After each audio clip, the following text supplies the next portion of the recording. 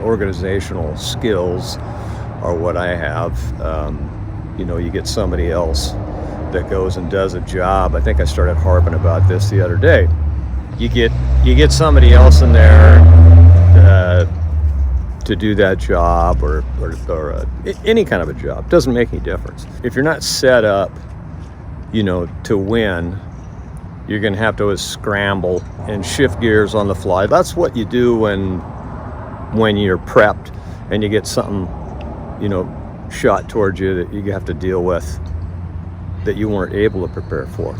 Now, the reason I was able to do work differently than most guys in the business was because I could do that. You need 30 guys to do it. I only need 10, and you need 15 machines, and I only need 6. And I'm going to get it done quicker. We're not going to waste time. We're going to have things ready to go. I try to eliminate all the waste and all the fat for the guys and keep them in between the curbs. I don't want you going up on the sidewalk and mowing over stuff. Just stay in between the lines here, and that's all you got to do for 8 hours. You're going to do more than they're doing in 15. It's just how it is. It's it's just common sense how you do it. I look back and I think, gosh, I've done that 100 times, gone onto a site, and I always liked to work myself. I was a general contractor my whole life, but occasionally we'd get involved where, if the job was big enough and it looked tasty enough, or I wanted to go do it. The biggest gorillas, I worked for some worldwide companies and I worked for some national companies. And they always started out the same. So I'm going to blame myself 80-20 for this, because it always ended up,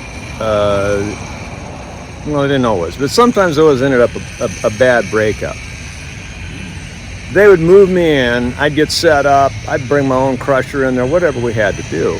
And the next thing you know, they come back in 2 weeks, and they just can't believe what Cowboy Steve's got done. So they would try to take advantage of that by shoving somebody else in between the schedule and me, and of course that's where things would go sideways. And if I had been better and thought about it, I could have worked these deals out better with them by just going in and say, look guys, let's work something out here. You can't slow me down now. We're like $2,000 an hour. Don't get in my way. But it usually ended up with a bad breakup. 80% my fault, 20% theirs. So I'll eat 80% of it. A better idea for them would have been to just have that guy stay in the trailer. The job will be done. We'll take care of everything. Let him stay in there, watch TV, do whatever you want to do, and let me take care of this stuff. This is where the big kids are playing. I know how to do this. So I didn't do it, and it led to a lot of hassles along the way. So next trip through, I won't do that. I'll let somebody else be a mouthpiece for me. Problem with that is they like dealing with me. Cowboy Steve makes them cozy because I know what to do. I know what to fix. I know how to make it go. So they want to deal with me. So you can give your advice on what we're going to do with old Cowboy Steve. That's just the way I do things. And whether it works or not, I'll keep doing it the same way.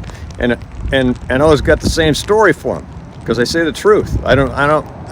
You can ask me 600 times, you're going to get the same story because it's the truth.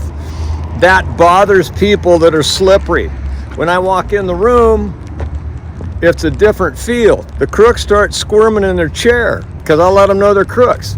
I know that probably shouldn't be quite that forward, but I was used to ask them, what are you trying to get me to say? Are you trying to get me to say something different than the truth? You want to watch an attorney squirm, have $500,000 or $1 million on the line, and when your attorney's talking to you, tell them, hey, now if they ask me that question, I already told you I'm going to tell them the truth.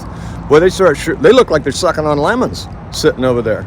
They're wondering, this isn't going to be good. Cowboy Steve's not one to lie for the money. So anyhow, I don't know why I got on that, but it's pretty important to me. And that's why I ended up with an 80-20 on those jobs. I wasn't willing to sit there, sit on the porch and keep my mouth shut. I should have sometimes, for sure. Somehow I always made my own mess, but most of the time I had to clean up my own mess too. So anyhow, that's that.